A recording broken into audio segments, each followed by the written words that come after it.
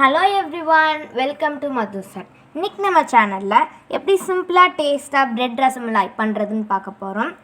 அதுக்கு முன்னாடி மது சார்ட்டை லைக் பண்ணுங்கள், ஷேர் பண்ணுங்கள், சப்ஸ்கிரைப் பண்ணுங்கள், அப்படியே பெல் ஐக்கானையும் கிளிக் பண்ணுங்கள். வீடியோ ஸ்கிப் பண்ணாமல் பாருங்கள். வாங்க வீடியோக்குள்ளே போகலாம். முதல்ல நம்ம ரசமலாய்க்கு ரப்டி பண்ணுறதுக்கு பால் எடுத்துக்கலாம். 4 கப் பால் நான் எடுத்திருக்கேன், அதாவது 1 லிட்டர் பால். இப்போ இந்த பாலை வந்து நம்ம காய்ச்சணும். ஃபஸ்ட்டு இது காய்ச்சாத பால் தான், தண்ணியும் நான் எதுவுமே சேர்க்கலை.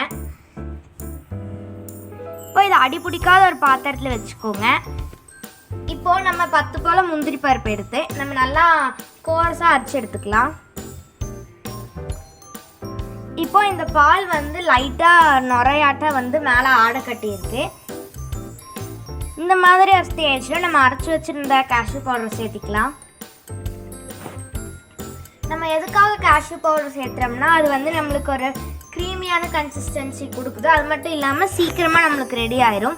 நம்ம கேஷ்யூ நட் பவுடர் சேர்த்தலின்னா நம்மளுக்கு பால் வந்து ஃபுல்லாமே கம்மி பண்ண வேண்டியதாக இருக்கும். அதனால தான் நம்ம கேஷ்யூ பவுடர் சேர்த்துறோம்.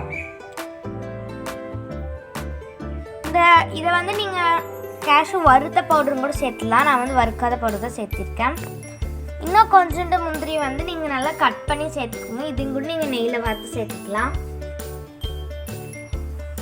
வறுக்காத முந்திரியாக இருந்தால் நீங்கள் இப்போவே சேர்த்துக்கோங்க. வறுத்ததாக இருந்தால் கொஞ்சம் நேரம் கழிச்சு தான் நீங்கள் சேர்த்தணும், கொஞ்சம் கம்மியானதுக்கப்புறம். இப்போ இதுக்குள்ளே 1/3 கப் சர்க்கரை சேர்த்திக்கலாம். சர்க்கரை உங்களுக்கு எவ்வளோ வேணுமோ அவ்வளோ சேர்த்துக்கோங்க. இதுக்குள்ளே கொஞ்சோண்டு குங்குமப்பூ வேணால் நீங்கள் சேர்த்திக்கலாம், இல்லாட்டி நீங்கள் சேர்த்தாமல் இருந்துக்கலாம். இப்போ இதுக்குள்ளே கொஞ்சோண்டு ஏலக்காய் தூளோ அப்படி இல்லைன்னா நீங்கள் சீடும் கூட சேர்த்திக்கலாம். சீட் சேர்த்துருந்தால நீங்கள் கம்மியாக சேர்த்துங்க. 2-3 சீட் சேர்த்துனா போதும். பவுடர் சேர்த்துறதா இருந்தாலும் ஒரு பிஞ்ச் மட்டும் சேர்த்திக்கோங்க. இது எல்லாத்தையும் சேர்த்து நல்லா அடி பிடிக்காமல் கலந்து விட்டுட்டே இருக்கணும்.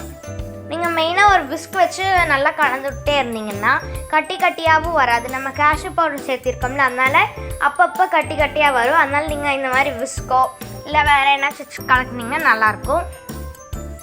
நம்மளுக்கு கட்டியும் வராது, அதே சமயத்தில் அடியும் பிடிக்காது. சைட்லெல்லாம் நீங்கள் எடுத்து விட்டுட்டு நல்லா மிக்ஸ் பண்ணிகிட்டே இருக்கணும். இப்போ இது நல்லா பபிள்ஸ் எல்லாம் வர ஆரம்பிச்சிருக்கு, நல்லா நுரைச்சிருக்கு. இந்த மாதிரி நுரைக்கிறப்ப நம்மளுக்கு சில டைம் பொங்கிடும். நம்ம இந்த மாதிரி ஸ்டேஜில் தான் மெயினாக கலக்கிட்டே இருக்கணும்.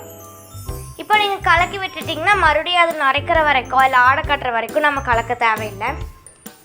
இப்போ நம்ம அடுப்பை ஆஃப் பண்ணிட்டும் நம்ம நல்லா கலந்து விட்டுட்டே இருக்கணும். அப்படி இல்லைன்னா அந்த சூட்லேயே கூட அடி பிடிச்சிரும். அதனால அடுப்பை ஆஃப் பண்ணிவிட்டு கொஞ்சம் சில்லுன்னு ஆகிற வரைக்கும் நல்லா கலந்து விட்டுக்கோங்க. இப்போ அவ்வளோதான், நம்மளோட ரப்டி ரெடி ஆயிடுச்சு. இப்போ நான் வந்து ப்ரெட் எடுத்திருக்கேன். அது வந்து ஷேப்பாகவும் நீங்கள் வேணால் கட் பண்ணிக்கலாம், அப்படி இல்லைன்னா நார்மலாக நீங்கள் 4ஆக கட் பண்ணிக்கலாம். கட் பண்ணுறப்போ அந்த சைடெல்லாம் கட் பண்ணிடுங்க. இப்போ இது உங்களுக்கு வேணுங்கிற ஷேப்லேயே கட் பண்ணிக்கலாம், அப்படி இல்லை சைடெல்லாம் கட் பண்ணிவிட்டு 4ஆக கூட கட் பண்ணிக்கலாம். இப்போது இன்னொரு பேனில் ப்ரெட் டோஸ்ட் பண்ணுறதுக்காக நான் கொஞ்சோண்டு வெண்ணெய் சேர்த்திருக்கேன். நீங்கள் நெய்யும் கூட சேர்த்திக்கலாம். இப்போ இது கூட நம்ம கட் பண்ணி வச்சுருந்த ப்ரெட் பீசஸ் எல்லாம் வச்சு நல்லா ஒரு கோல்டன் ப்ரௌன் கலர் ஆகிற வரைக்கும் நம்ம நல்லா மிக்ஸ் பண்ணிக்கணும்.